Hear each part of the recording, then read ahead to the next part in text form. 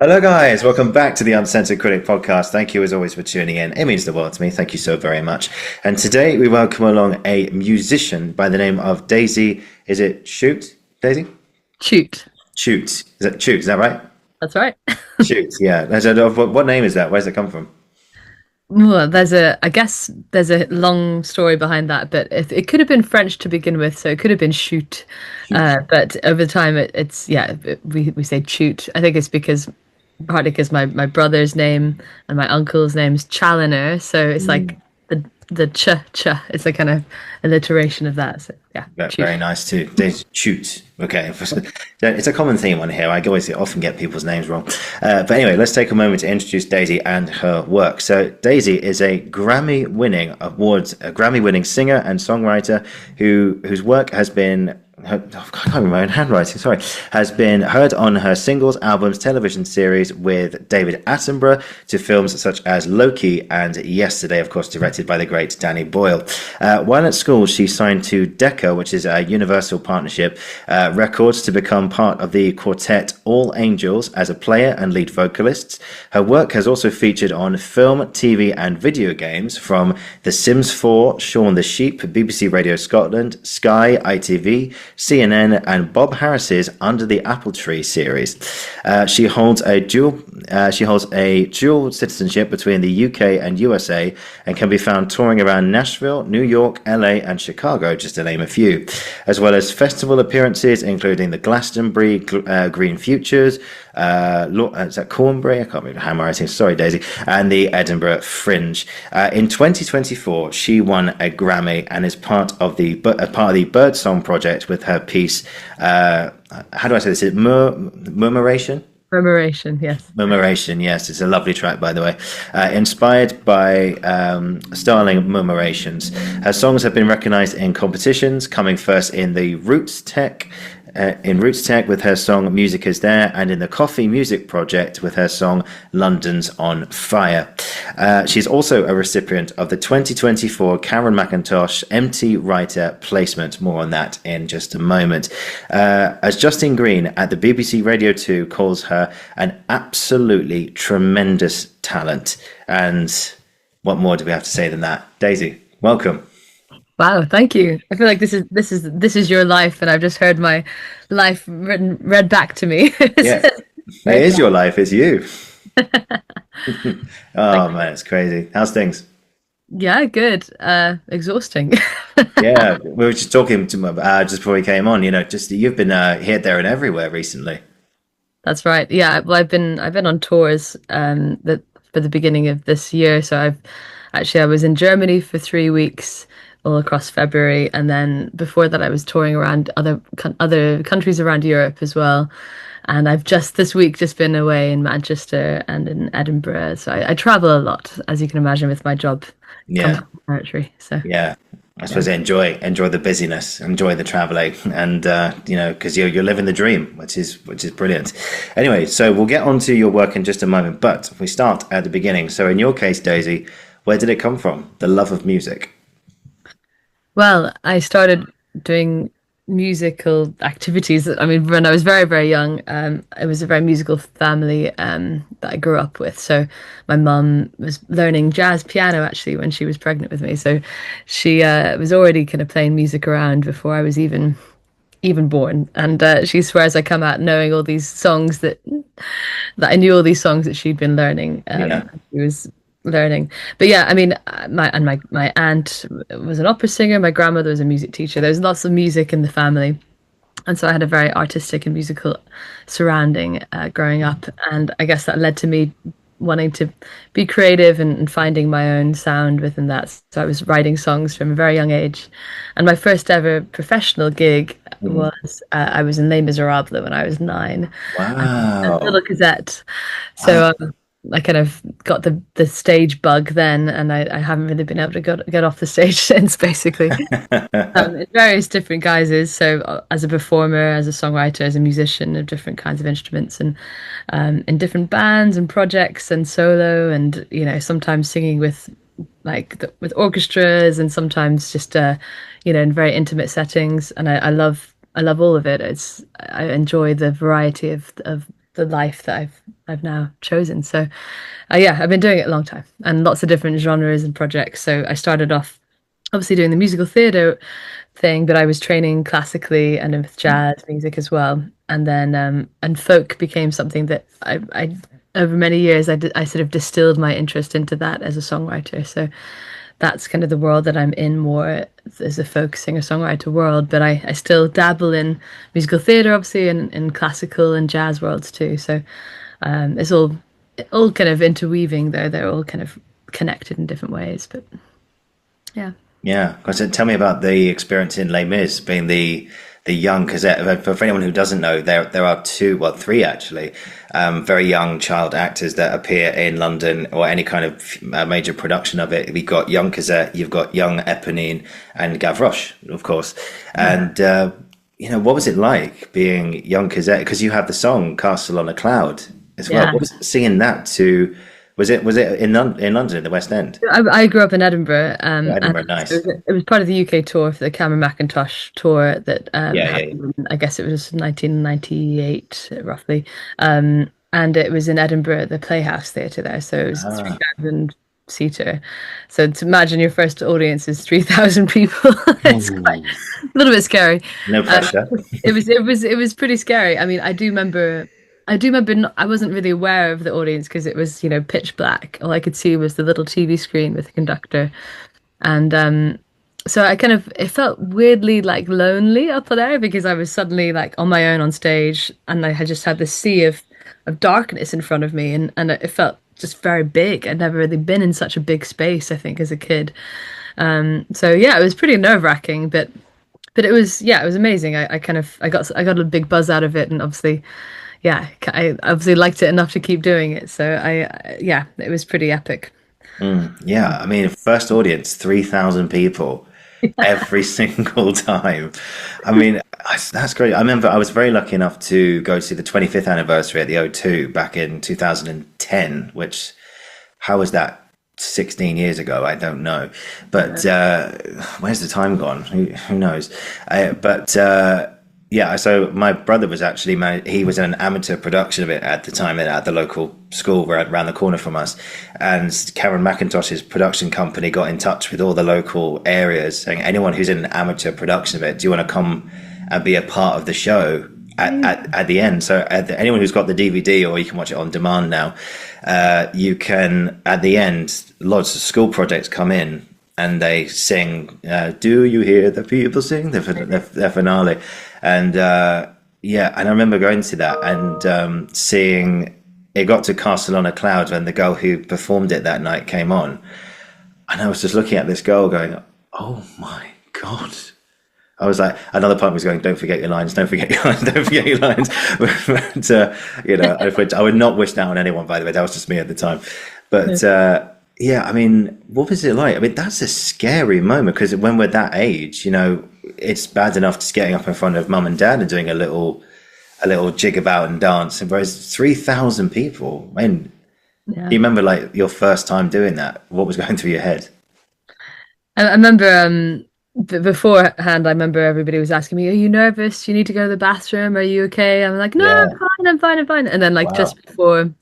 just before I was due to go on, I was like, "Yeah, I think I need to go to the bathroom." They're like, "Too late. Sorry, you got to go Like, on." I too was late just now, love. like, "Oh, okay. This is what nerves are like. I see. This is why people were asking." So I did sort of feel that nervousness at the end of it, but yeah, I mean, I think yeah, I don't know. You just kind of you don't really know the stakes really at that age. You're sort of you know, it's like why little kids take risks. So they don't really know the consequence if they fall off the climbing frame or something. They don't know what that is like yet. So I sort of there's a bravery with kids that I mean, and I kind of envy it. I wish I was braver like I used to be in some ways. I think Yeah. there's feels like there's more at stake these days than there was for me as a 9-year-old. So. Oh yeah, yeah. I suppose with that age, if you're like, everyone's like, oh, just you, just Even if you. you made a mistake, probably be forgiven. It's Oh, absolutely, absolutely, yeah. I mean, of course, you have that whole scene with Madame Thénardier as well. yeah, She that was comes, amazing. as she comes in and goes, who was Madame Thénardier? Who was playing that? God, I'm sorry. My memory is that is terrible. I Okay, don't no, know. no, I'd it's have to all. look it up. I'd have to look it up. Yeah, but of course she comes in and there's that oddly comedic yet dark moment between the two of them where she goes like, "Well, look who's here, the little madam herself," pretending she's wanting to get me into awfully good, take that I really pale. know it. You're better than me at that. I should Yeah, know that. yeah, I'm a bit of a fan, but yeah, obviously, like you're taken care of. When I say people see, like, oh my God, why is she talking that way to this young child? But and that is it's interesting about. So, how do you? What was it like your first experiences of this business and like that level of just that level of like I don't know if professionalism is the right word, but that expectation of a huge gig at Edinburgh Playhouse, one of the biggest shows of all time, but was everyone really kind of making sure you were okay and Oh yeah, I there was such good care, and we also had, there was a group of us who were playing these parts, so it wasn't just, because they had the rules about, when they still do, how many shows you can do a week and this kind of thing. So yeah, it didn't feel like we were on our own completely with it. We had chaperones, and our parents were always very supportive. It was, yeah, we had really good. We were looked after well, and also all the cast were so supportive of us and very sweet, So I don't remember any kind of like any bad things happening. I think it was all just they were very supportive. I do remember feeling the nerves of how big it was. I realized as it went along that it was quite a big thing, really. And but I don't know. I think you're kind of yeah, as I say, you're not really fully aware of that at that age. So you just take everything in your stride. And I think because I was exposed so early on to such big events like that, and just having to rise to the challenge, it was a perfect way to kind of like release me of nerves later on, really, because I knew I was capable of doing something, and actually I could sort of believe in myself in a way because I'd had that challenge and I'd risen to that challenge. So it was a really great thing for me and my confidence as a child, I think. oh, 100%, yeah. Yeah. Do you remember the curtain calls at the end of the night? Yeah, I mean, I think we didn't always stay, to be honest, because it was late. We were really more in the, well, at least the because that, it was more in the first half of it, and so I didn't always do the curtain call because Yeah, it was past bedtime. So, but no, we did sort of like a little bit, but just not all the time. Yeah. yeah, no, no, now I think about it, yeah, I mean, I've seen it a few times in the West End. I've been very lucky to see it a few times, and some people, it is just the main cast that comes out at the end. You don't see the little ones, unfortunately. Well, I mean, maybe you do. I'm not sure. It's just anyone who has done it, please correct me below. But yeah, I suppose like yeah, you do your bit and then you go off stage. It's like okay, now we're back home, and that's it. That's Yeah, me done. it just becomes part of your day. It's funny because my parents were like, they got to know the first half of Les Mis very well. I bet they did. I bet they did. Well, Yeah, they would leave with you as well. yeah, exactly. Yeah, so I'd be picked up, or so it was so that, yeah, they never got to see the conclusion, really. Well, Oh, not as good as the bless, first half. bless them. Yeah. Oh, that's so cool, man. I mean, to have that at such a young age, that was just you're living every kind of kid's dream at that point. Was it, obviously I know you were 9 years old, and you're just like at that age you don't know like which way's up and which way's down, but you're just it must have been like such a privilege to look around and go, oh my God, I get to do this. Because you shared the role, didn't you, with like two or three other people, right? Because you'd got maybe like Wednesday, Thursday, Friday, or something, right? Yeah, exactly. Kind of, you would do 3 or 4 shows a week, something like that, depending on things. And we did it for 3 months, so Oh, okay. of course, rehearsal period before that too. So it wasn't like a West End run, where you're doing it for, I don't know. I mean, I don't know how it works for the kids in the West End. I guess they're maybe a bit more hardcore and they do it for longer. But yeah, I do remember. I mean, it was so my aunt, as I said, she was an opera singer, and she told me before I went to the open call audition. And the first thing we did was we were like measured for our height because we couldn't be above a certain height. So some people just didn't even get past that because they were too tall and they had to be a certain height. Well, And I remember my aunt saying to me, in advance, because she'd gone through all these auditions, been in opera, and she said, "Now, Daisy, not, you're not probably not going to get this, but don't be I don't discouraged. It's very natural. You won't get your first audition. Probably won't get your first 10 auditions. Anyway, then I got it, and she was like, "Okay, don't get used to this because you're probably going to get the next audition. Just so you know, this is unusual to be getting it." So I was kind of like always, my feet were kind of, I had my feet on the ground with people around me, sort of making sure I wasn't getting too big for my boots. Oh, I think it's good to have like you keep someone not in check that way, but I think it's important to obviously remain humble and all that stuff. But yeah, I think there's I'm not criticizing your nan's ability here or anything, but like, okay, this is good. We don't expect anything. Next one, okay, you've got here. We don't expect anything too much to happen, and then Yeah. it happens. You might as well just leave now. And it's like, Exactly. Quit while you're ahead. yeah. Oh dear. I don't know. It's a funny one, isn't it? Yeah, But yeah. but then, of course, after that, then you went on to while you were still at school, you signed to Decca, the Universal Records. I mean, how did that come about? So yeah, following Les Mis, I ended up getting an agent in Edinburgh, and that was for acting as well and for modeling, which is kind of weird to think. I did some sort of magazine covers and this kind of thing as a kid, kids magazines. Yeah. But yeah, I did quite a few little jobs over the course of my kind of school years, from like radio plays to like little TV shows and things like this.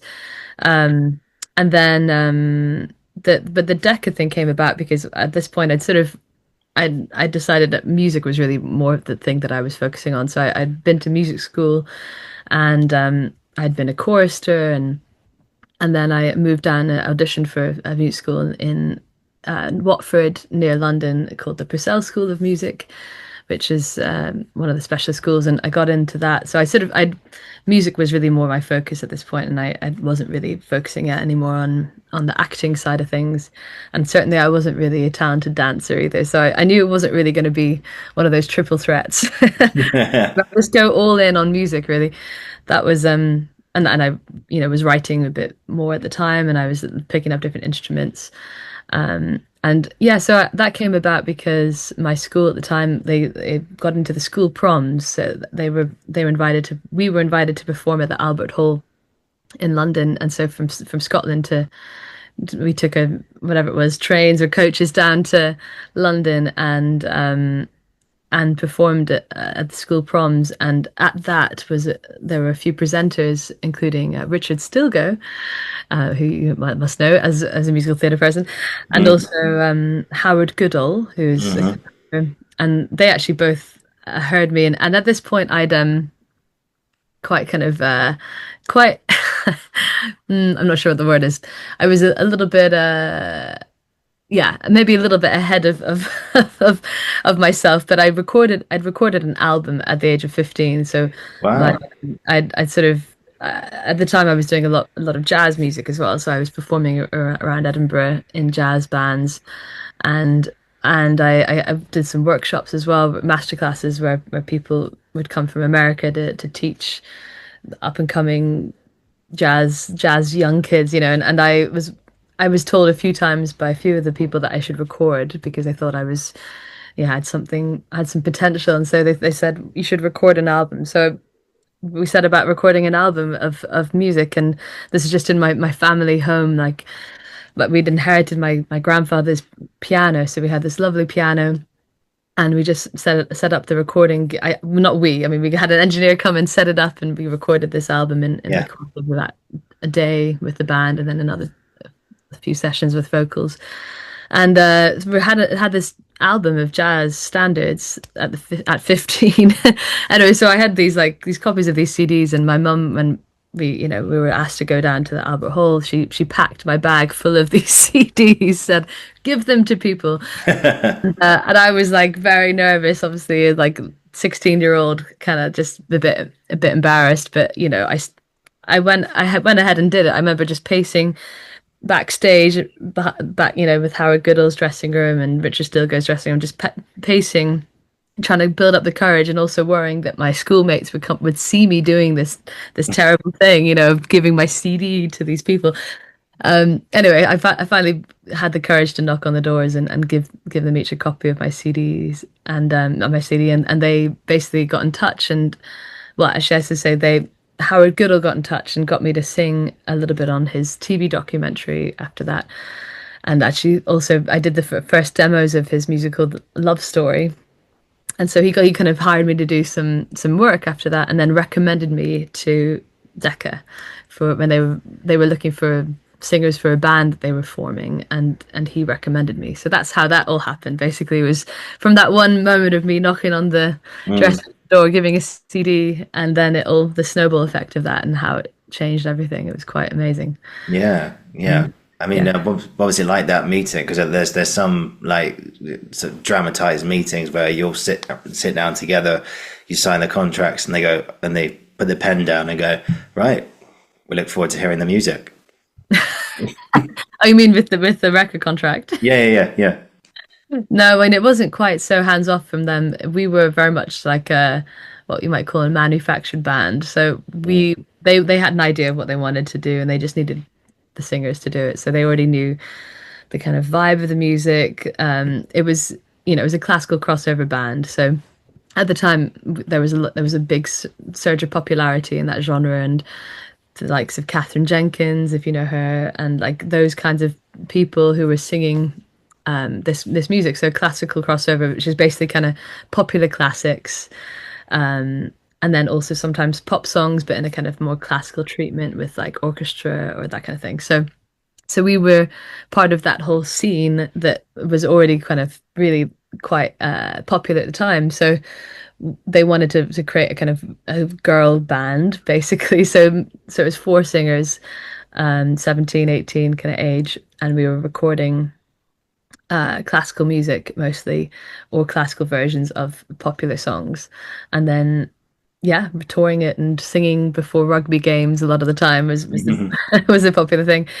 Doing lots of the the Royal Albert Hall, the Festival of Remembrance. We would do that one every year, and Oh, cool. lots of big events. We actually did do a couple of arena tours as well, so we did do some really big audiences, and so that was they already kind of knew what the music was when they signed us, and we were very much like part of a bigger team of people who were deciding the music and even the name and like the dresses we were wearing. We all wore white. We were called All Angels, so it was all about angelic voices, and so that was the band I was in, and it was like that was a real insight into the music industry from that age. It was a fascinating thing really to do, and I made some really good friends from that, and obviously had some very amazing experiences, like including getting to sing at the Albert Hall, meet the Queen, and I remember we also we were up for the Classical Brit Award of the year a couple of times, and one time we were up against Paul McCartney, and he won. But it meant that we could meet him, and he was very complimentary to us, and so getting to meet all sorts of really amazing people, and just incredible experiences to be having as a teenager, and then into my early 20s as well. And that was a real just fascinating time to be in the music industry. It was kind of a bit of a change of time in the industry too, so it was kind of when Spotify and all that kind of thing was starting to take off, and we were starting to see that kind of change in the industry, and it was interesting times. Yeah, it was the best of times. It was the worst of times. And how long were you guys together as a group, like singing and playing? So we did 3 albums. We were together about 5 to 6 years roughly. We also did an EP as well. So Wow. the record contract, we did 3 of the albums, and then after that ended, we ended up doing a kind of independent EP and then doing some more touring. But at that point, we were all kind of looking to go our own ways a bit more, and it was starting to kind of naturally fade out as we were getting other interests. And for me, I was always interested in writing my own music, and with that project, it wasn't really about writing. It was more about covering famous songs, and doing maybe like creative arrangements, but not really writing. So I was starting to write more and wanting to start developing that side of my work. And then one of the girls in the group also became quite successful as an actress, so she got some really good breaks. And now she's, you'll see her on lots of BBC and Netflix shows and all sorts of things. So yeah, we've all kind of done our own thing and gone off into slightly different areas. Yeah. No, it's interesting about, like, we hear about bands who are together for a long time, or groups that are together for a long time, and and then one day there comes a decision to call it a day because of other things. Of course, there's a famous one being Take That, when they announced that there were groups of girls in the street crying for days on end, that sort of thing, because they'd had so much success, and then it took them about 10 or so years later, they said, yeah, we're gonna reunite, and we're gonna get back together again. But what's it like when if this isn't too big a question or anything, but when you start to feel like it's coming to an end, like in your guys' case, did it feel? Was it like, come on, let's try and get this, let's try and keep this going, or was it a sense of like, I think we've done all we can here?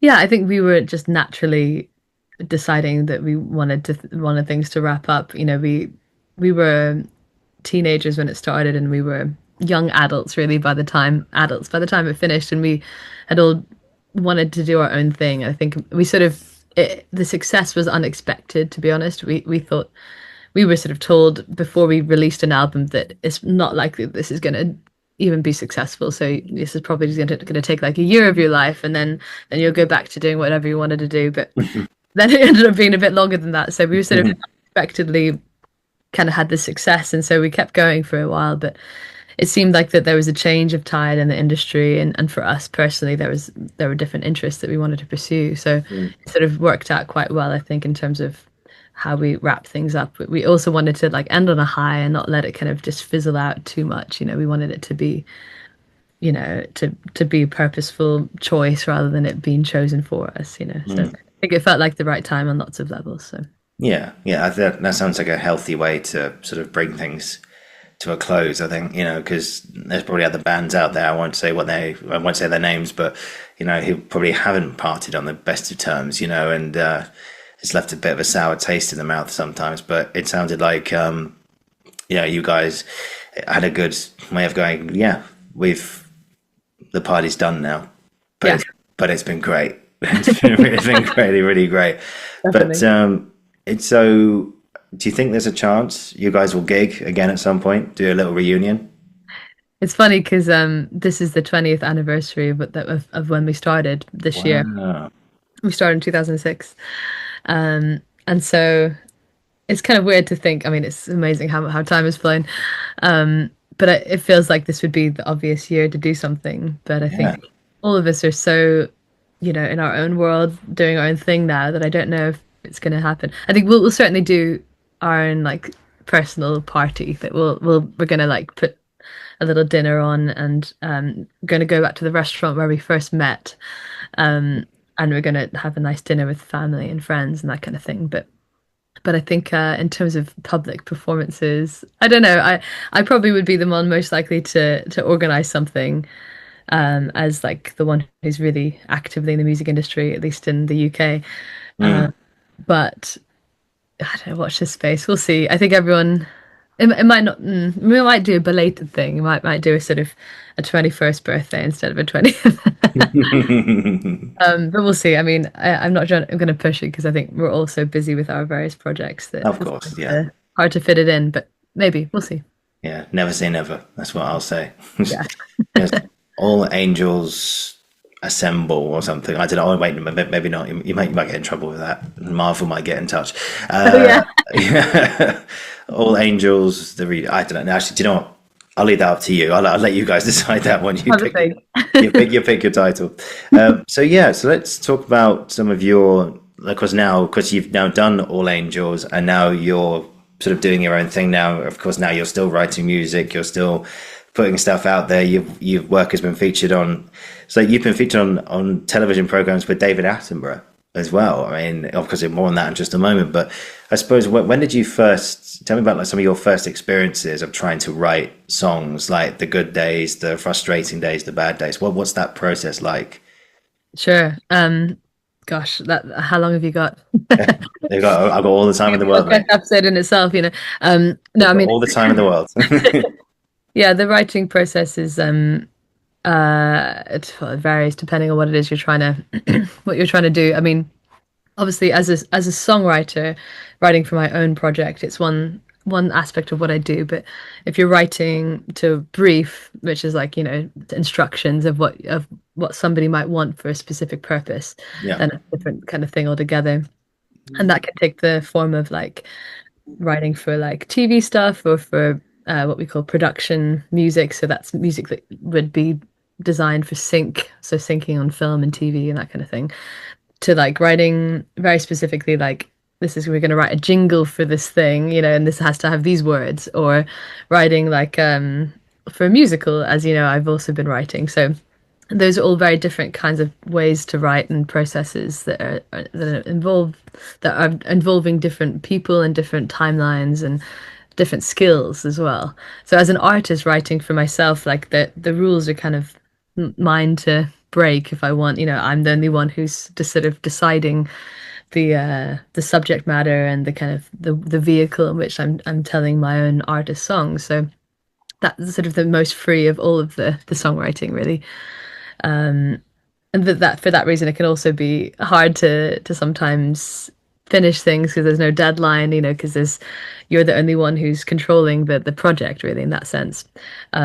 But this is why I like songwriting competitions. As you mentioned earlier in the introduction, I've won a couple of songwriting competitions, and partly I enter them because it gives me a deadline. And one of the most inspiring things as a writer is to have a Yeah. deadline. Yeah. I can imagine. I can imagine, yeah. And so yeah, so those were deadlines it gave me. It also gave me like subject matters to talk about. So the London one, I had to write a song about London. So that was the kind of the brief, if you like, and then I could be creative within that. But then obviously for the musical, it's a whole other thing, and it's like it's such so many other moving parts that go into that because you're writing a whole piece that goes over a couple of acts maybe, and it really it's constantly you're chipping away and moving things about and changing little details all the time. So that's a really big mammoth undertaking. And that I've always been very collaborative with my writing. I mean, I sometimes sit and write on my own, and that can be very satisfying as well. But I like working with other people and bouncing ideas off each other, and it kind of gives you a focus when you have like, oh, we're going to do writing session today. You know, you're both in the same room or on Zoom or something, and you're going to try and finish something in that session. Whereas when I'm at home, I sometimes get distracted, and I, you know, get distracted doing something else instead. And but if I have somebody there, they'll keep me focused, you know. So yeah, that's kind of a little bit of an insight into the writing processes, I suppose. Mm. Yeah, I don't know.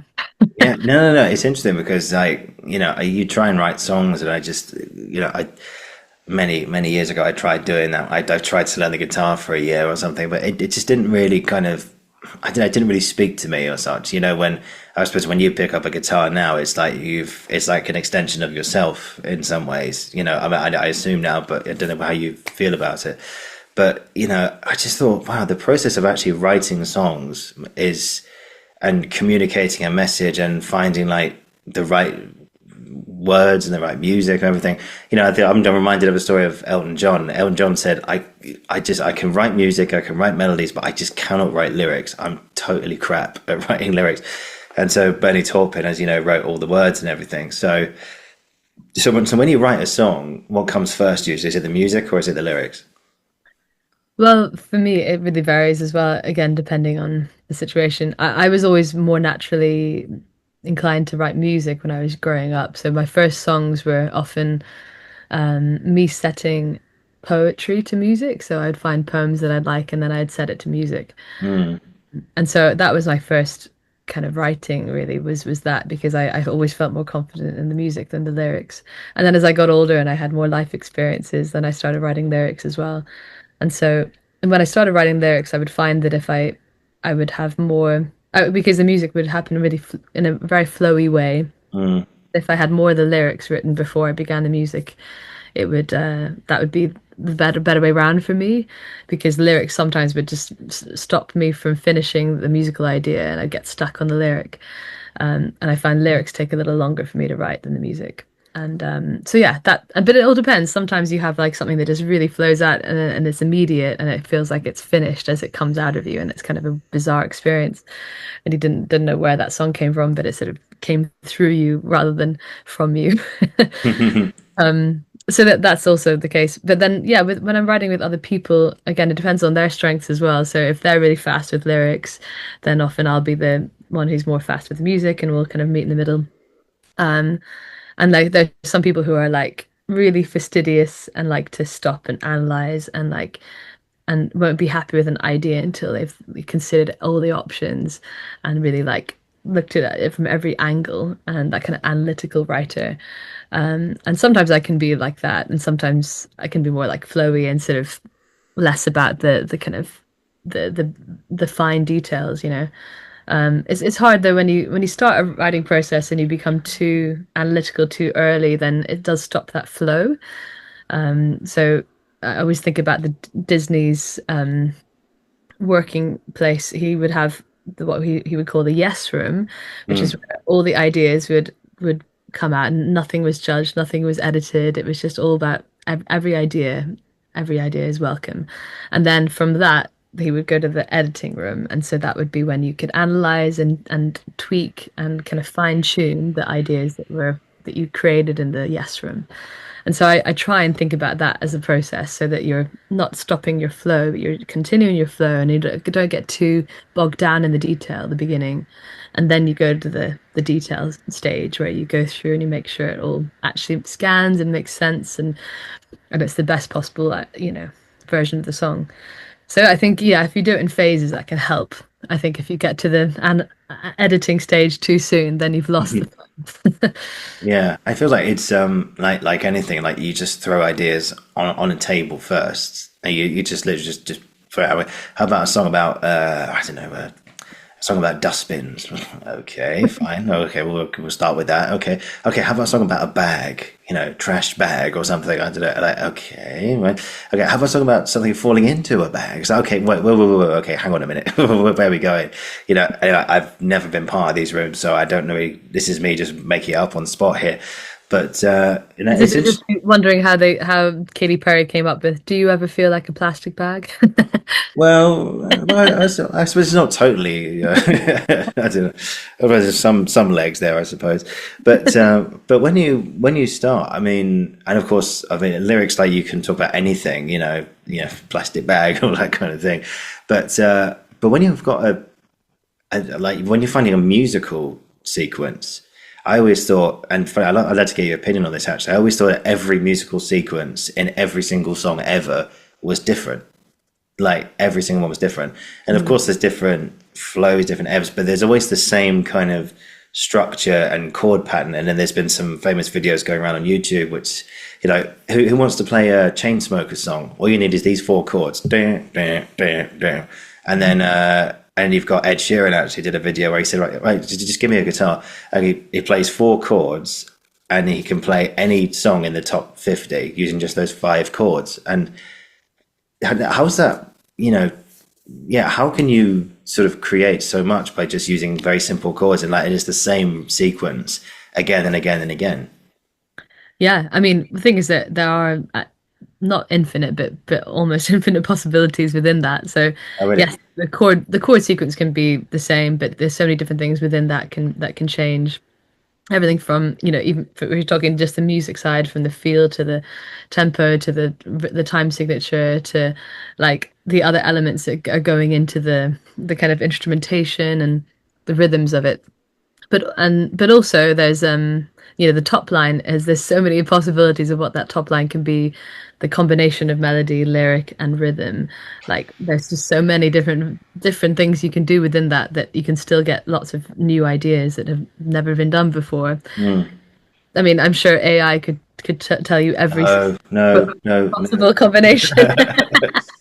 But Yeah, I mean, but you can, and in fact, creative limitations is what we'd call that. You know, it's actually quite useful having those creative limitations because it forces you to be more creative and imaginative within the confines of a structure that is predetermined. Um, and it can be useful because otherwise, then sometimes it's too many possibilities that if you know chord sequences that aren't typical. Um, but yeah, I mean, that yeah, I think that ultimately the song actually really exists as the melody and the lyric. That is technically the song, and then the chords underneath can you can reharmonize the same song with so many different versions of a different you know that top line is the thing that makes it the song because harmony can't be something you copyright. And so yeah, that's helpful to know that the top line is the thing that makes it distinct, you Yeah, know. Yeah. yeah. It's like I'm trying to think of like some songs which stick out almost immediately. For example, like if you look like Sting's "Every Breath You Take," Mm. just that guitar sequence. Yeah.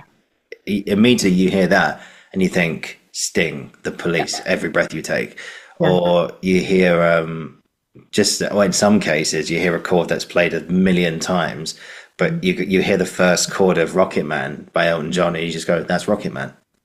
Yeah. Yeah. Yeah, that's right. There's so many little nuances within the kind of chords and within the arrangement side of things, Mm. and sort of the instrumental hooks, which are just as which can be just as important as that top line. But unfortunately don't often get part of the copyright, and it's something that has been a much debated topic about arrangements and copyright within songs, because you know something like an instrumental solo can be the thing that you think of actually when you think of a song, like take Baker Street or something. Mm. That saxophone moment is like is the thing that is one of the most famous things about it, and yet that's not technically the song because it's not part of the top line, the melody, the you know. So it's yeah, it's an interesting topic of conversation about that kind of thing, and it's Mm. and copyright laws. It's a big debatable subject. Um, and you know, of course, you mentioned Ed Sheeran. You know, he was in a big famous court case about that very thing Yeah. about I was how just much. about to ask you about that. Yeah, yeah, Yeah, yeah. it's an ongoing debate, really, but that kind of set a precedent, I suppose, that is interesting. Um, yeah, but I don't know. It's an interesting time for copyright law anyway because of as the aforementioned AI making things a bit more complicated. Um, Yeah, let's not get into that. and another podcast Yeah, episode. no, definitely, definitely. Just one thing I will say is that just I think now more than ever, I know. Well, we talked about like some of the trickier sides of writing and editing and stuff like that. And believe me, sometimes it makes you want to tear your hair out, and you're just like, how can we get this right? How do we keep going back and forth, and yet nothing seems to be happening. However, now more than ever, we need to keep that human creativity alive, and don't just hand it all over to AI. Just don't do that, guys. Because now more than ever, we need to be reminded more of our humanness more than ever. I've I've spoken about a song I heard, which was again an Ed Sheeran song, which was Ed Sheeran with gospel, and Mm, I looked in the description, and it was all generated by AI, wow. and I just thought, and I clicked off it immediately, and I thought, no, no, no, no, no, no. And then the other day I was looking for there's a what's her name? There's a Kate Bush song which has been running up that hill, and someone's made like a choir version of it over the years, and I found another version on YouTube. I was like, oh great, I found it, but the thumbnail looked like a computer game, Right. and I thought, hang on a sec, and I looked in the description, all generated by AI. No, no, no, I'm not giving it my time or Yeah, energy. clearly. And I'm with you there. I'm not a fan of how it's been used and abused and how people have been abused with it. Like it's Yeah, a wild west as well. Like there's the laws are kind of still not quite set to protect the creators any still, you know. The fact that, you know, you can accidentally give away your rights as a musician to for them to use your voice, use your music to create other music. It's just that there's a lot going on behind the scenes there that that we are agreeing to without realizing we're agreeing to it. It's pretty scary times for that, really. So Yeah. I wonder what sort of things are they? What things are we agreeing to without our well, just consent? when you kind of accept the new user terms and conditions of certain platforms, like so certain distribution platforms, there you can't actually you know, you can't protect your music and say you don't want it to be used for AI. You kind of, when you sort of sign the agreement, it basically, that's part of the agreement, is that you allow your music to be used for AI, content creation. And that there are just some, there doesn't seem to be an opt out thing. Is you can only ever seem to opt in. And there's just a few, there's a few, I don't want to kind of name and shame too much, but there's a few distributing companies that are doing that. And it's been kind of, and they're not really kind of making it very well known. You have to really know, you have to read the terms and conditions to realize, Yeah. which, let's be honest, who has time to read, I know. That'll take you a couple of days. Yeah. And the irony is you could probably get AI to analyze it for you, but would they tell you? Who knows? Yeah. Yeah. Who's in charge of that Yeah. analyst, that AI analyst? Where's all that information going? Yeah. But Yeah. it just sparks what are we letting ourselves in for? And I think more than anything, just keep that human creativity alive now more than ever. I know it's frustrating, but it's what makes us human more than anything. And as much as we can complain about the process sometimes, we ultimately want like that kind of effort, and we like the process, and that's one of the things that that I think that makes you a better songwriter, is going through that. And so to take away that, it just feels like a little bit lazy, and also, yeah, it doesn't bode well for the future, if we're relying on something that is a kind of lowest common denominator instead of like individual I don't know, experiences and our individuality, which is what you kind of lose when you use AI. You're kind of losing, you're going for more of a general thing as opposed to an individual voice. And I don't, would the music that we had all the way through the 20th century exist if it had been created by AI?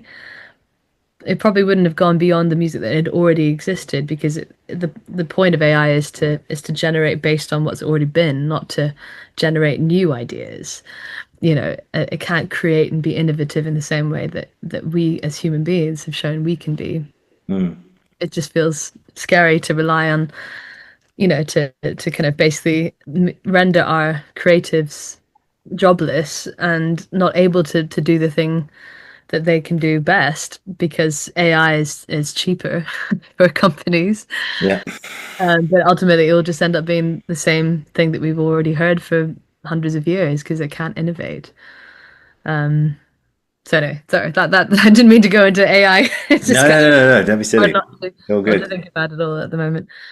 No, no, no, no. Don't be silly. It's all good. No, I think more than anything, just embrace our humanity now more than ever, and just enjoy and enjoy the struggle, because it makes us human more than anything. And and then once you've got your final product, you're like, yeah, we worked our fucking asses off for that, and Yeah, it's yeah. turned out really well. And but anyway, on a slightly different note, how do you, into the whole copyright thing is a really interesting thing to me, but how do you sort of, what's that process of like copyrighting a song which you've written using your guitar, your pen, your notepad, and putting it all together through your time and energy? How do you get that into a copyrighted track? Well, I mean, you first of all, you register on your royalty collection company. So in my case, it's PRS, which is the UK's one. Hmm. So you register the song and you say who are the writers, what are the percentage of who wrote what or whatever, and then also not like who wrote what specifically, but more like you agree percentage between the writers. Usually it's like 50-50 with whoever you're writing it with. If there's multiple people, usually you just split it equally. But if somebody, for instance, wrote all of the lyrics and then they came to you to write the music, then you would demonstrate that on the platform. So that you would register it, and that kind of gives you a certain level of protection. That's your kind of that's your IP, your intellectual property, and you've got a record of it. And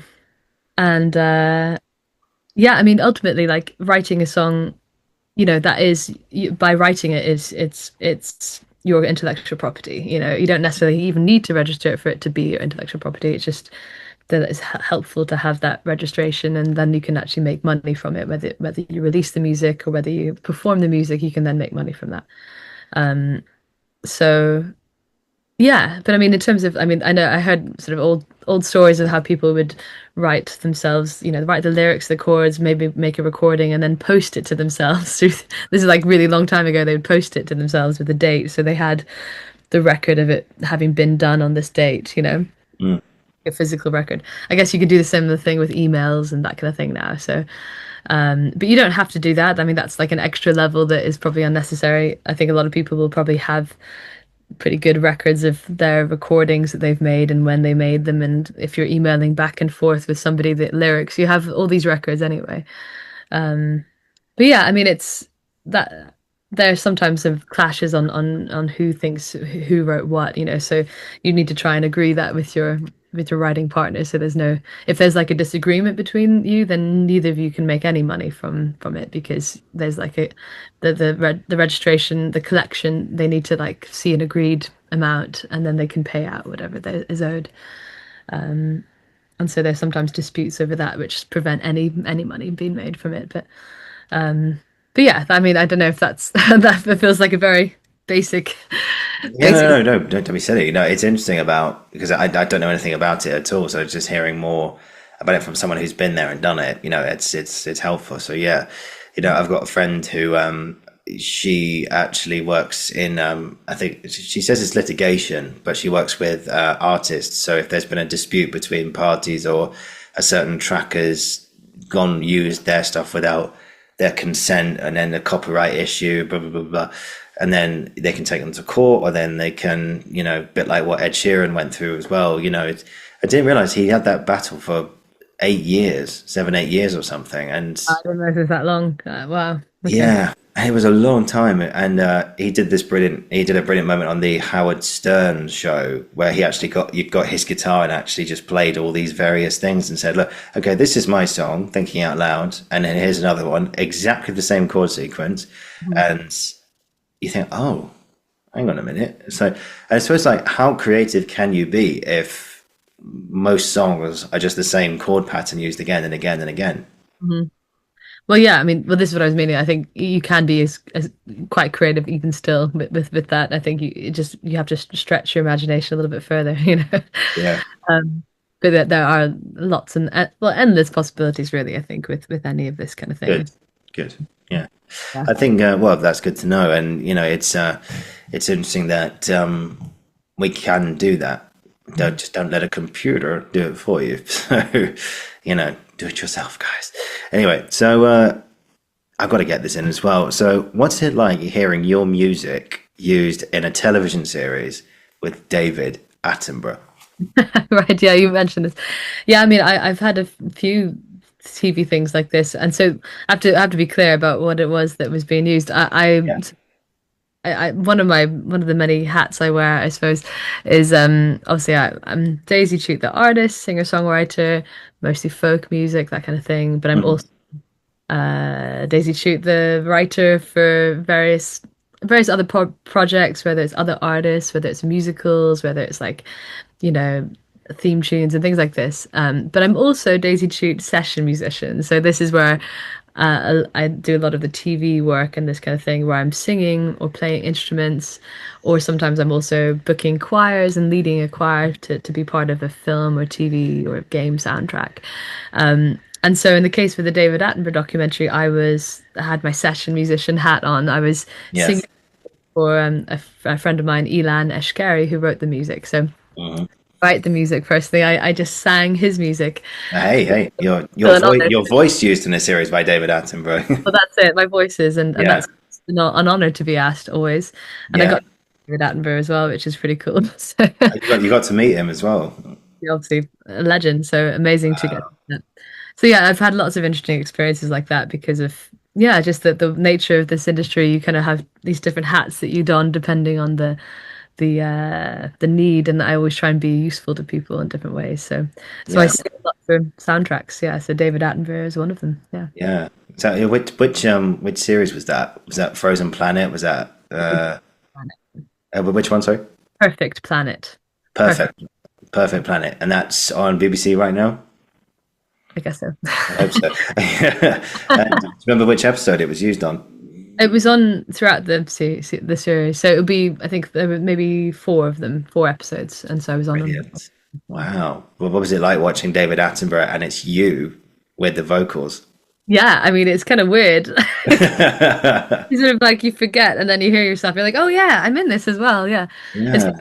I've also sung on lots of games, and one of them is the Sims game, which is a lot of fun. And I used to play that as a teenager, you know. And so, Mm. of course, the only way you can hear it now is to download the game and play it. And so I've downloaded the game, and I've been playing just to kind of it's a nice nostalgia trip for me. But also, that's the only way I can hear the music that I've recorded. So it's occasionally I'll be playing, and I'll be like, oh my God, that's me singing, Yeah.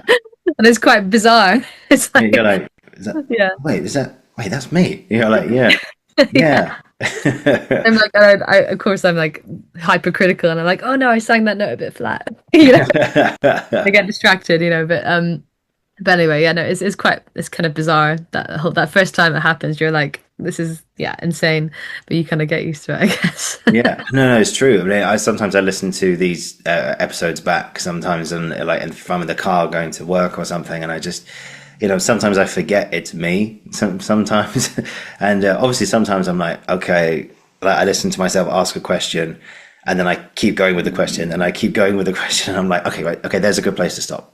Okay, now there's a good place to stop. Okay, stop talking, Gower, and you're just like, yeah. It's like, sometimes I feel like I ask questions a little bit too long sometimes, but I'm constantly looking back to like find ways to improve, and just like how can I make it better, always. And yeah, more than anything, that being too like hypercritical, which we're very capable of doing to ourselves.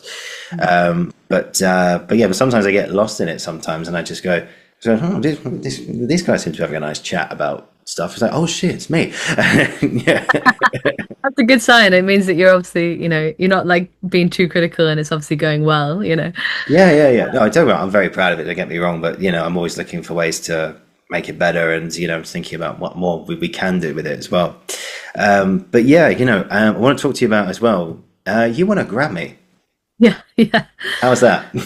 Yeah, so again, this is one of my many little projects I've done over the years, and this was a total surprise, to be honest. I agreed to do this project with a friend, Robert M. Thomas. He's the one who invited me to the project, Yeah. and we'd been working together on something else. And he said, "Oh, by the way, I've been asked to do this thing. It's like a charity thing for wildlife, for bird life, and do you want to do it with me?" And I was like, "Yeah, sure, that sounds good. I mean, sure, it's not paid, but it's fine. It sounds like a good cause, and like, why not? It's a nice way to be creative and be inspired by something." And so the concept was all these songs were written inspired by birds, and that could be completely open to interpretation. So a lot of people did different things.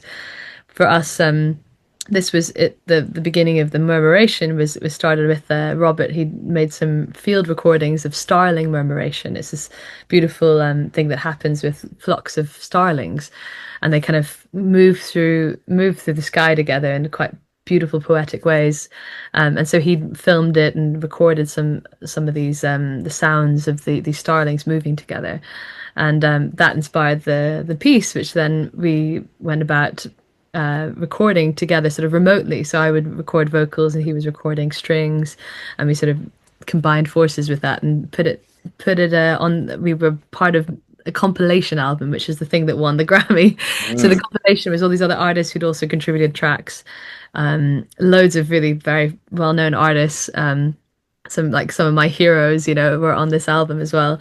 So even just to be on an album with these people was enough to be like excited. So the fact that it then won a Grammy was like, oh my gosh, I can't believe it. This thing that I agreed to, it was like, for charity, that I didn't think was anything, anything particular, but it was amazing. It led to a Grammy, and here I've got this Grammy certificate on my wall. It's Wow. So you don't actually who's got the trophy? I know it's a group Oh yeah, so I mean, it will be the kind of lead producer on it. I think Randall Poster will have the trophy, or the possibly the conservation, the Wildlife Conservation Society as well, maybe. But Yeah. yeah, I mean, yeah, you don't, not no. I think only like one or two people will get that kind of thing. It won't be, sadly, for the whole group of us, but Oh, still mate. amazing fun to be involved in, and a really good cause as well. So that's the story of that, really. So you never know when you agree to do something for free that what it might lead to. Oh, wow. That was a voluntary thing? Yeah, it was for charity, so we were doing it all just Oh, off. of course. Uh, Yeah. Yeah, but no, I've listened to it as well. It's a nice oh God, there's so many things going through my head now.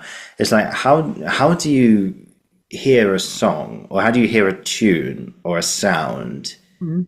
made via musical instrument when you are looking at just a bird doing its thing? Well, there you go. I mean, it's that's what is that creative, it, spark that you get when you're looking at nature. I mean, so many composers have been inspired by birds. I have to say, like it's Mm, quite a like it's probably one of the oldest inspirations for musicians and composers. Birds have always made songs, and they've always communicated through song. So I think yeah, just looking at the way that they, looking at nature, there's so much inspiration around us. And that can be interpreted in so many ways. The same bit of birdsong can inspire so many different kinds of things, so many different kinds of art. And actually, I should say that this compilation is also featuring lots of different artists and poetry as well. So it's a mix of different kinds of outlets of that expression. Um, so yeah, I mean, it's I don't know. Yeah, how do you describe that inspiration? Yeah, it's hard to put your finger on it, really. mm. You just, and when you're in that moment of inspiration, and what comes out is, it's hard to just define Yeah. how something happens, and it goes from that spark to the actual physical thing that you've created. Like, I don't know. It's I don't know how to answer that, really, to be honest. No, no, no, no, no, it's all good. Don't worry. Don't, no, don't put pressure on yourself. But it's interesting how, you, and a lot of these, no, I just don't, I don't think, no, formulaic's not the right word here, but, but when you're, I remember actually I went to a live, sometimes they do documentaries, and with a live orchestra, and then a singer will actually come out and do all that kind of stuff. And I remember the first time I heard like the your bit in Genoa, it reminds me a lot of Enya in some ways, because anyone who doesn't know, Enya's the vocalist behind Lord of the Rings, and she's done her own albums and everything, and she's just fantastic at what she does. But she, you seem to have this kind of voice, which by the way, your voice is fantastic. By the way, great job with what you're doing. But you feel like, and I might sound like a pretentious twat here now, but you have like a connection to that, an Enya sort of like quality to your voice, and that when you are creating these songs, or these musical sort of landscapes for the physical landscapes and for the physical animals, I mean, how do you do that? I mean, like, and it seems to be like one continuous note, and then it changes, and then obviously there's an orchestra that comes in. But how do you find that the vocal side of describing nature? Yeah, yeah, it's interesting. I mean, so that whole concept, the murmuration, that was all about groups of birds moving together, and it's something that's kind of that miraculously happens where none of them are leading and none of them are following. They're all kind of moving as one in this kind of like just this sort of magical way that you can't really understand, you know. And so basically the music of that track is all about trying to do the same sort of thing. So we're all moving as one, and it's sort of like you can't really tell what's leading and what's following. It's a kind of a magic. We're trying to capture that magic of movement together, and so like a bed of vocals and a bed of strings, creating this rich texture with lots of layers, which is basically representing each of the birds in that flock, and then sort of showing that movement as they go and they make these kind of amazing patterns in the sky.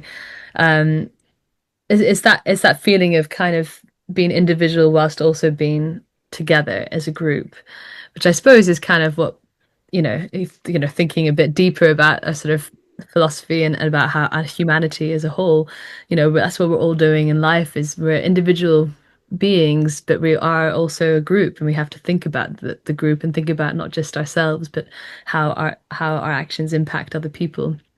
And we can create magic if we manage to move together and we are in the same direction. And that's where you can get change, I think. So I think, in our very individualized society, it's kind of, it's good to be aware of your place in it, and the fact that there are other people who are around you, and so I suppose, yeah, I was going a little bit deeper there, but in terms of the actual practicality of that, I think, you know listening to the sounds of nature, and when I was singing the building those layers, I was thinking about the gentleness, the softness of each layer, and not letting any of them stick out more than another. The idea is that it's blending, and the idea is that you can't quite tell when one note is a voice and one note is a string. There's like, they kind of go together and they sort of blend. And that's sort of part of the point of it, is that it's meant to feel like this very whole thing, that you can't really pick out the individuals within the whole. Yeah, no, it's fascinating about how you find a vocal score. Yeah, a vocal score with animals, and it's like the sound of birds through the piano, the sound of birds through a guitar, or just through a voice. Have you listened to? I suppose a very famous example of nature through music is. Have you listened to Beethoven's Sixth before? Yeah, it's been a while, but yes. Yeah. Couldn't like sing it to you now.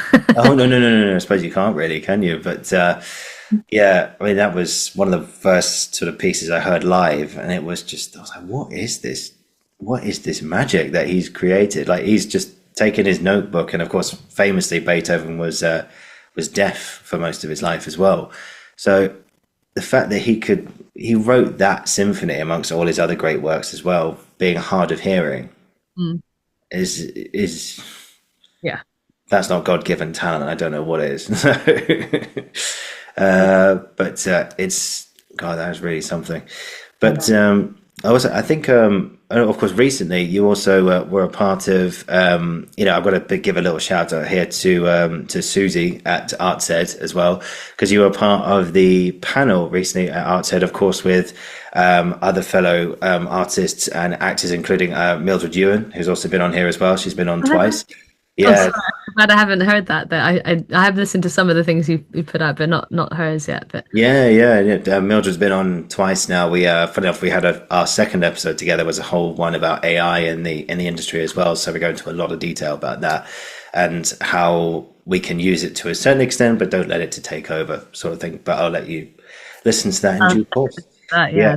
And so yeah, it was a panel at ArtsEd, of course, which is arts education schools in London.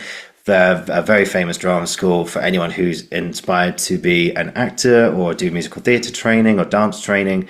It's one of the top ones in the business. And I think, and just very quickly, but in London or in the UK in general, we're very lucky to have high class schools here. Like RADA, like GSA, like Guildhall, like ArtsEd. To have this kind of training available in this country, I think is amazing, and ArtsEd is part of that.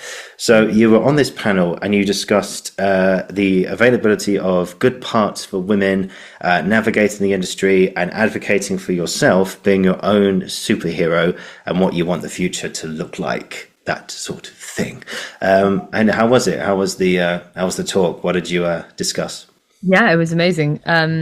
It's funny. Yeah, we each discussed our own projects at length, so that was good to share and to hear from other people their experiences on specific projects, and then we kind of talked a little bit more generally together about the future of the industry and answered questions from the public, and each of us also shared a piece or a couple of pieces. So in my case, they They wanted me to share a couple of songs from the musical I've been working on with Rebecca Brewer. Hmm. And so I shared two songs from Coven, which is a musical, brand new musical about the Pendle Witch trials, a historical event in the 1600s, inspired by true events, but it's kind of fictitious in other ways. So creating the world around that.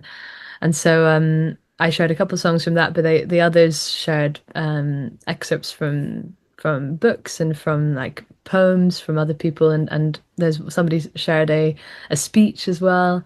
So it was really interesting, a mix of different things that we shared that all meant something to us in different ways. And yeah, it was a really inspiring event. It was great. Yeah. What do you want the future to be? Oh, that's a big one. Um, we didn't get into that as much as I was hoping to, because I had all sorts of ideas in my head as we were talking, and then with the Yeah. time like that. Now's your chance. Now's your Yeah, I'm chance. just thinking, trying to remember what I was thinking. Um, yeah, I mean, so one of the things that we did talk about was kind of because obviously it was International Women's Day, so we were talking specifically a lot about the kind of about women in the industry, and one thing that we discovered as we were sort of writing our show was that really there's a bit of a lack of representation on especially with older women in shows in the musicals, and actually we found that it was harder to find as many people auditioning for those roles because there's sort of a natural drop off that happens as people get older in the industry, and they realize there's just not as many opportunities for older women. And I think that was one thing we talked about and that we wanted to try and redress. And so I think as I get older as a woman, I'm sort of more and more conscious of like ageism in the industry, not just theatre, but on music industry as well. Mhm. So I think probably just maybe welcoming the wisdom of our older people in our culture is something that other cultures do really well.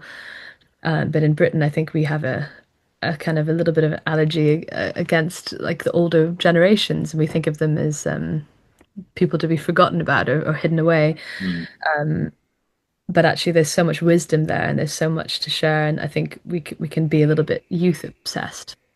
So I think certainly I'd like the future to look at our wiser, older people in our lives and give them the respect that they deserve, I think. So that's one thing about the future. But I mean, gosh, I don't know. I feel for the next generation. It must be a very difficult time to be growing up and to be Mm. trying to understand what humanity's place is in the world and what to set about doing. I would say creative expression is always going to be something that people will want to have, whether that's to receive it or to give it. I think even with AI and all that, scary stuff, I think that will always remain. I think we'll always want to find events to gather, to have shared experiences, to have real human connection, and to express those deeper emotions and to feel seen by other people doing that. I think that will always be true, and I hope that we maintain that as things get weirder in the future with technology.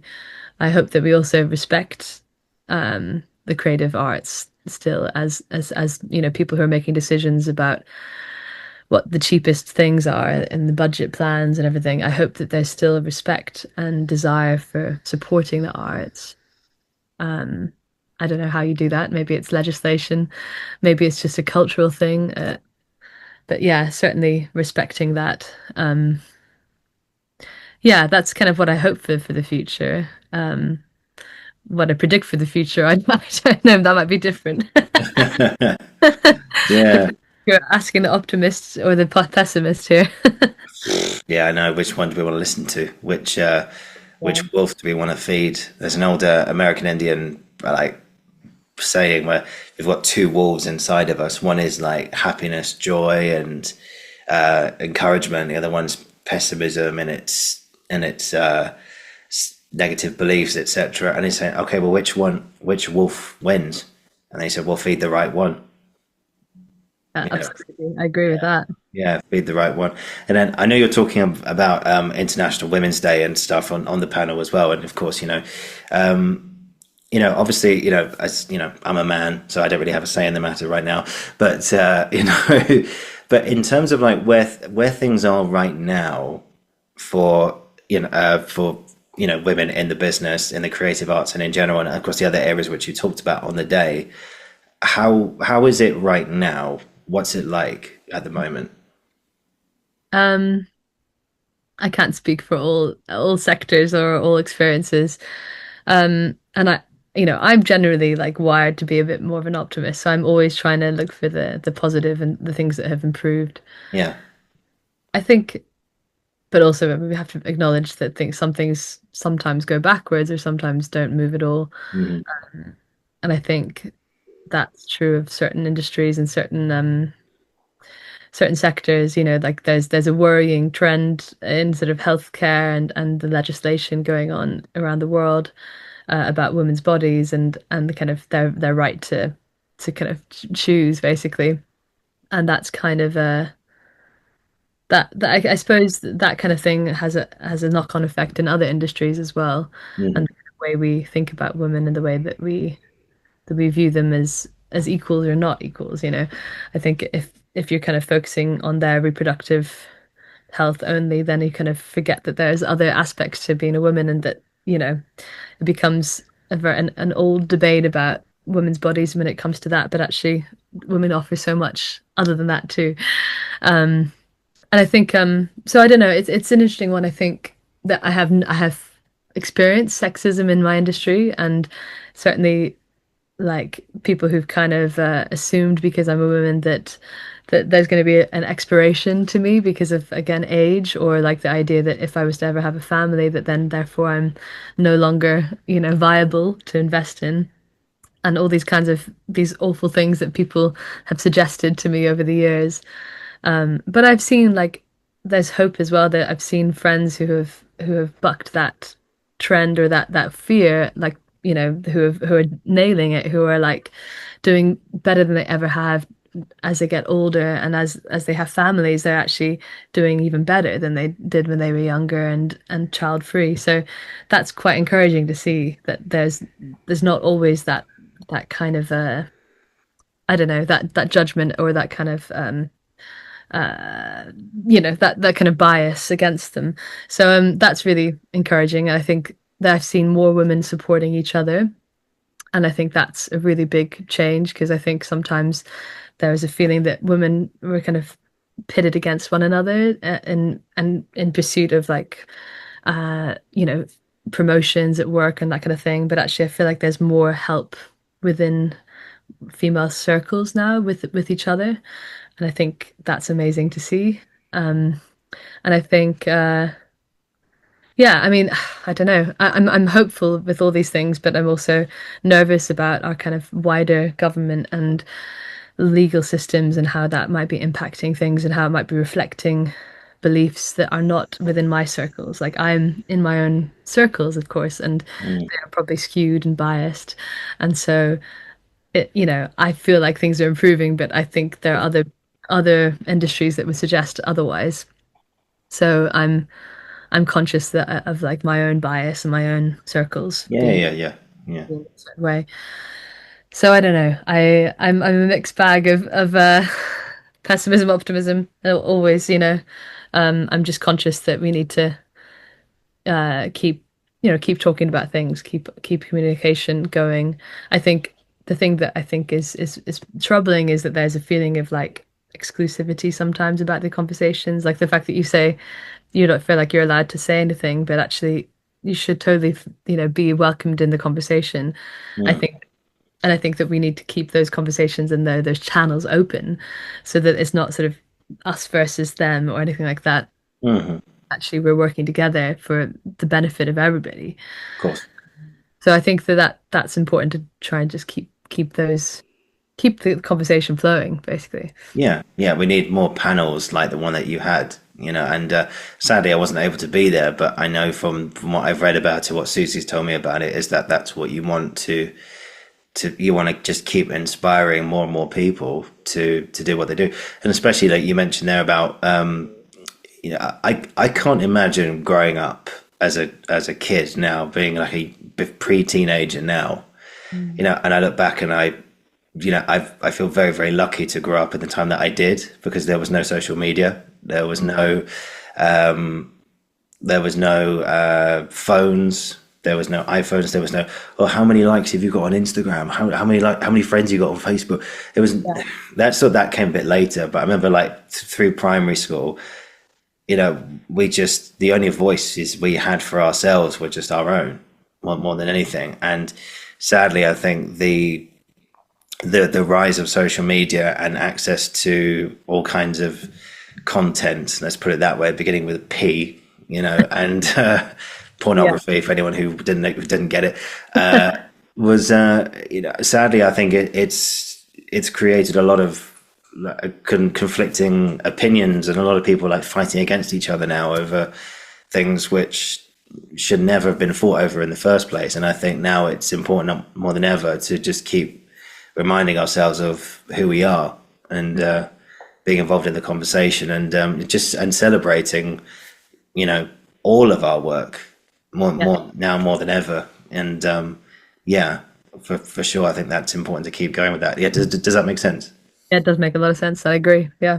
Yeah. It's and it's great, and of course, while you were there, you mentioned earlier, you're currently writing a new musical as well. Well, yeah. Are you talking about Coven, or are you talking about a different one? Well, okay. How much can you say about your? Well, yeah, I can. I mean, we haven't announced certain things, so I can't sort of, I guess, say things for sure. No, wherever you can. Yeah, I mean, well, so Coven has been. I've got some of the merch actually. Oh, have you? My handbag. Hey. I think it might be reversed there, but yeah, Coven is the musical about the Pendlewitch trials, and that had an amazing run at the Kiln Theatre last year and going into this year. So it kept on getting extended. It was doing so well, so it sold out and ran for about 10 weeks. And we're talking about plans for the future. Again, I can't sort of say specifically yet what that will look like, but I can say that there's interest internationally. Yeah. Interest also with we've been in the studio recording some things as well. So, but actually you can hear a track from the musical that the writer Rebecca Brewer and I that we put out. So it's a song called She.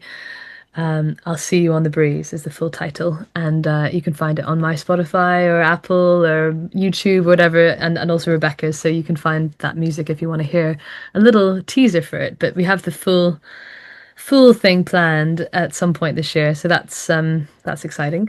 Mm-hmm.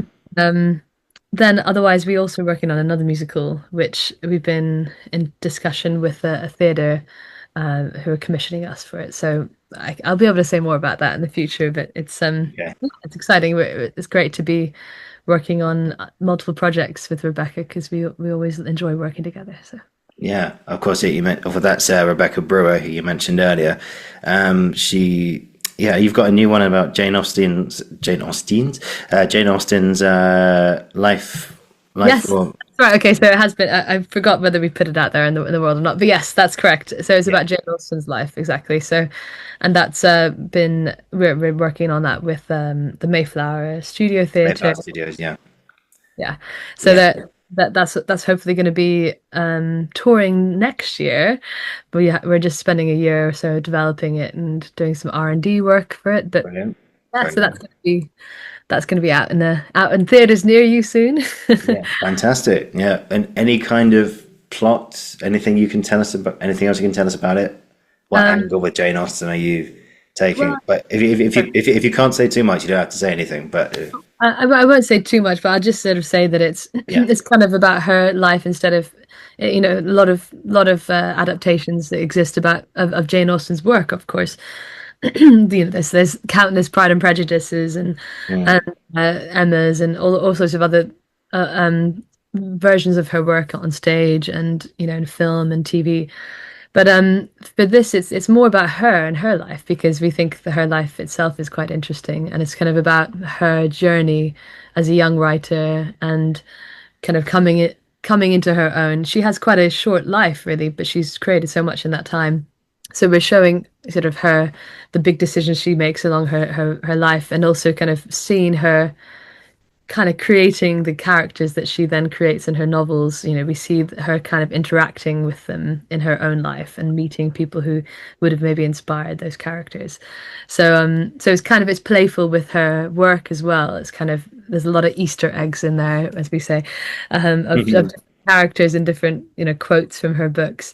So yeah, so it's kind of about her life and her, you know, also being a woman in that time writing. You know, she's anonymous for all of her life until she dies, and that's the only time people actually know her name because of her brother. And so you know, just what that must be like as a young lady of that Regency time, you know. And you know, we're kind of fascinated by that sort of thing. You look at the kind of the interest in period dramas, everything from Bridgerton to whatever it might be. You know, there's so much interest in that period of history and that kind of, I suppose, the sort of the idea of the marriage market of that time and the kind of the romantic fantasy of that. But it would be nice to sort of see a different perspective maybe on that, a bit more of a kind of slightly more feminist lens. Mm. I think of Jane as actually quite a feminist icon in many ways. And while she's writing a lot about these kind of romantic things, she has her own angle and she has her own choices she makes in her life, which actually are quite inspiring and quite unique for the time. So she's like a bit of a we're championing her kind of feminist choices she makes. So. Fantastic. Brilliant. We look forward to it. I look forward to it. Yeah. Keep us posted on what you know, what happens with it and where it's going to go and everything. It sounds like a great show. So, and you performed 2 songs for that at the panel as well at Artsaid, right? Well, I did not for that one. I performed 2 songs of Coven. Coven, right? Yeah. That one, yeah. We've been performing little snippets here and there at different nights that we've been part of. But fantastic. Yeah, but there'll be more for that from that for sure. Yeah. Sure. No, we look forward to it as well. Just got a few more things left for you, Daisy, and we can finish up. But I got to ask you about, you were the recipient of, we're talking about your musical theatre writing now. You were the recipient of the 2024 Cameron McIntosh MT Writer placements. Managed to get a placement with Cameron McIntosh's company. And that must have been a huge help over the last couple of years, getting your own work made and seen, right? Absolutely. Well, that was actually how we met the Mayflower Studios in Southampton. So it's had already a knock-on effect with our career. So yeah, that was fantastic. And getting to work with these different companies that we created the show together, and working with dance companies for the first time for us was quite fun. So composing specifically for that was really cool. Yeah, it was amazing. Really, the whole year of it was, you know, we learned so much, made some really nice new contacts, and had some great experiences. Got to know Southampton a bit as well, and it just fabulous, really. So I couldn't recommend it highly enough. You know, it was a great thing for us as writers, and they were so accommodating as well, because Rebecca, the writing partner, she actually when we were applying for it, she was quite heavily pregnant, and they were really open to us being quite flexible with the time that we did the residency. So we ended up spreading it over a few different periods because of her wanting to have maternity leave for some of the year that we were there. And so it kind of they were just so accommodating, and it was really wonderful to see that, because they, you know, just that thing about, you know, finding hope in the industry, actually, that people are not going to be biased because of the fact that you're pregnant or something, and thinking that you can't then do the work, because, you know, you can make it work, and we can be flexible to that. That was really wonderful to see. So nice. Well, and best of luck with both of those shows, and again, keep doing what you're doing, Daisy. You know, it sounds like you're really making some really, really good stuff right now. And I love your song, by the way. I've lost it already. Where is it? London's on Fire. Thank you. Yeah, it seems like you've got a wide palette of genres. You've got musical theatre, and you've got a song about London. You know, I mean, is it easy to kind of dip in and out of genres, or is it kind of like one stronger to write for than the other?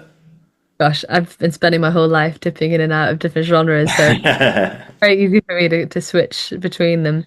I kind of don't necessarily think of genres in the same way that maybe I used to. I sort of feel like, you know, that I think so many things can apply to all genres, good melody and lyric and rhythm and harmony like that.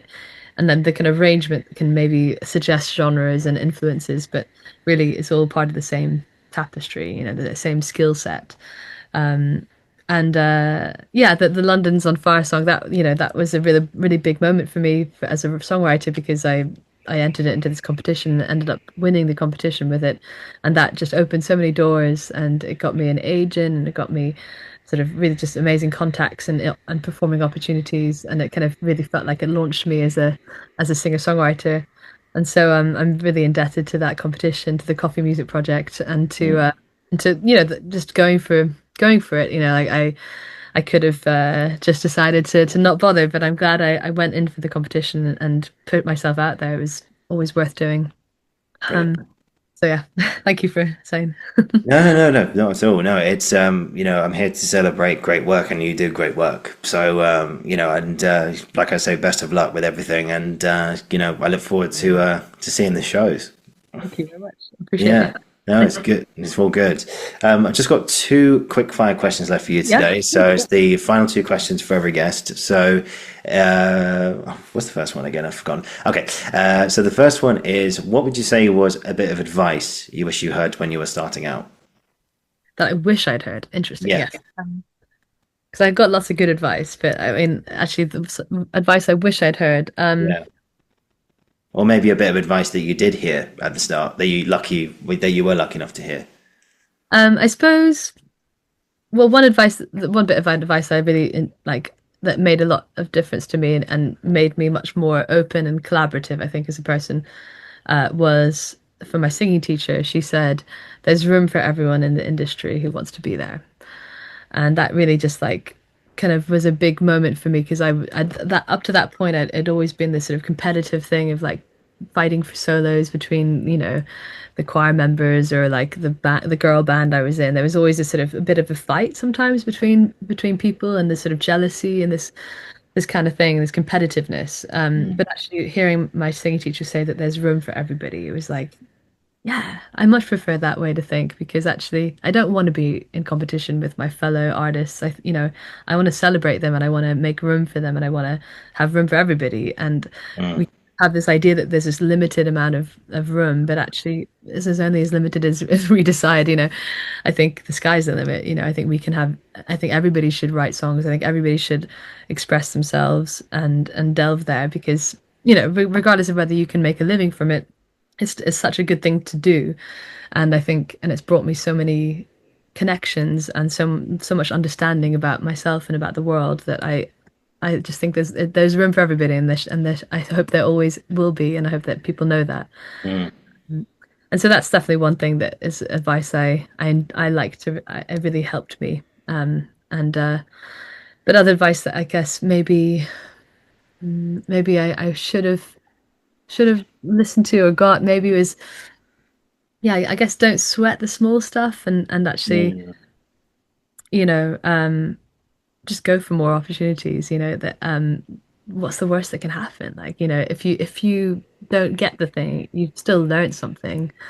And I think, but if you do, then it can really be game changing too. Like it can open so many doors. So I think, yeah, don't kind of be bogged down too much in feeling like worrying about what people think of you and anything like that. Just go for it, because what's the worst that can happen?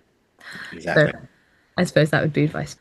Yeah. It's like you try something, you put it out there, and then you go, "Did I die? No. Has anything really changed? No." Yeah. I get it now. Yeah. And it's like, I remember just very quickly, I remember thinking about a story I heard the other day was, do you know the actor Timothy Spall? Yeah, of course. Yeah. Yeah. I don't know. Have you ever crossed paths with him? You ever met him or anything? Okay. For anyone who, yeah, he's, what's his character's name in Harry Potter? I should know this. Peter Pettigrew, for any, like people of my generation knows Peter Pettigrew, but he's done a lot of great stuff. Mr. Turner as well, where he played an artist.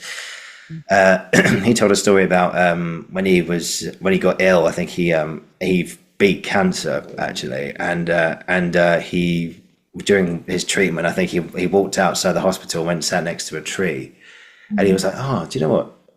It's just a lovely tree. That is. It's such a lovely looking tree." And he goes, can't remember the phrase exactly, but I tell you what, all this existentialism stuff is a bit overrated, isn't it, or something? and then he just went, and then I came to the conclusion was, never fear being a petty fool. It means you ain't dying. Yeah. Yeah, I always quite like that story. It's like, it's never fear being an idiot, or never fear being a fool or failing. Yeah. It means you're living, you ain't dying. So And if you've looked death in the face, and I think that it really does throw everything into perspective, doesn't it? Gosh. yeah, yeah. I heard that on Graham Norton one time. He was on Graham Norton, he told that story. So it's just sort of stuck with me. It's like, oh yeah, I really like that one. Anyway, so finally today, for yourself, Daisy, what would you say has been an experience or experiences you've had in your career up to now that you'll never ever forget? Oh, that's hard. Oh, that's hard. That's hard. Um, Gosh, well, there are quite a few. And sorry, I'm really bad at this choosing. No, bring them all if you want. Hmm. Um. Yeah, I suppose that well, there's sort of a few standout moments, like I guess moment like sharing an original song that for the first time in front of anybody else. That's such a scary moment to kind of face, and to I remember just the fear of like it's no longer just me singing somebody else's song, which feels like there's a barrier a little bit between me and the audience, because there was I could always I could sing something, but if it was something somebody else had written, there's it's sort of like that I'm a little bit more removed. But singing something that I had written, that I was responsible for completely, was like so scary. But it really paid off when I did, and the feedback I got was such a moment that it kind of made me realize this was something that maybe I could do, and that I could continue to do, and Mm, maybe I was okay at it, and that this is an option for me. And that was, I remember, yeah, singing at a songwriting kind of retreat that I'd entered a competition, and I'd won a place on this retreat in Scotland, and it was such a moment of change for me. I was like 21, I think, and it was like the first time I'd really shared my music in front of anybody, and got good feedback, and realized, okay, this could be my career. I think, that was a real moment. So it was a really small little gig in a brewery, not a brewery, was it a brewery? It was a distillery, a whiskey distillery in Scotland. And people were merry. I actually have the little miniature whiskey bottle. I've kept it all these years because it sort of that represents that moment for me. And so that was a real sort of change, kind of coming into my own, and kind of realizing my own power as a songwriter, not just as a singer, but as a songwriter too. yeah. So that's probably one of the big ones. But I don't know. There's so many. I mean, sort of actually, like I suppose also just sitting in the audience and watching the opening night of a musical that I'd co-written was like pretty epic as well. And that's something. Just like being surrounded by people who were just really getting it and really enjoying it, and just that was such an amazing feeling in the audience, and just feeling so proud to have, you know, to be one of the people creating that thing, and also for me as a writer, to have gone from being the performer always to being a performer who's writing, to then being a writer and watching other people perform, is quite a interesting transition. To like to see other people singing music that I'd written was really cool. Mm, Just knowing that there's like a legacy, I guess, that I'm leaving, that other people maybe sing this music for however long they end up singing it, and that when I'm long dead, maybe my music will still live on in some way, of course it, without being the one to perform it. But yeah. yeah. So that's really cool. I mean, those are some pretty special moments, as well as, of course, that first moment stepping on the Edinburgh Playhouse stage, and singing to 3,000 people. That was Of also course, yeah. pretty changing too. Yeah. So yeah, I guess those have been some pretty amazing moments in my life so far. But there's Brilliant. so many more. I feel bad to leave some of them out, but those are just a few. Oh yeah, no, yeah, it's great. We've come full circle, which is great, and it's brilliant. Yeah, you're riding that castle on the cloud that you go and visit in your sleep. Nice. Very good. You really do know Les Mis. I'm impressed. I may have seen it more than once. I may have done, but anyway, Daisy, thank you so much for today. Honestly, it's been an absolute joy to talk about music and actually learning new things about it as well. I never thought I'd know about the copyright stuff and just the way. I'm no expert. You should definitely look up some other. No. But even just to get like an idea of what it's all about, and everything, it's been great to hear it and. Talk about your experiences and of course your time on the panel at Art Said and everything and I've said this before but I'll say it again, best of luck with the shows and keep up the great work and let me know when it's on because I want a ticket. Okay. Absolutely. Thank you so much. I appreciate it. Really nice to meet you. No, it's been great. Thank you. If you just hang on, I'll finish the recording. We'll have a tiny debrief that you can shoot off to the rest of your day. And brilliant. Guys, thank you for watching. Thank you for listening. This has been the Uncensored Critic podcast. I'll be back very, very soon. And Daisy, how do I say it again? Chute, right? Chute. Yeah. Chute. Okay. Daisy, Chute. Thank you. Thank you.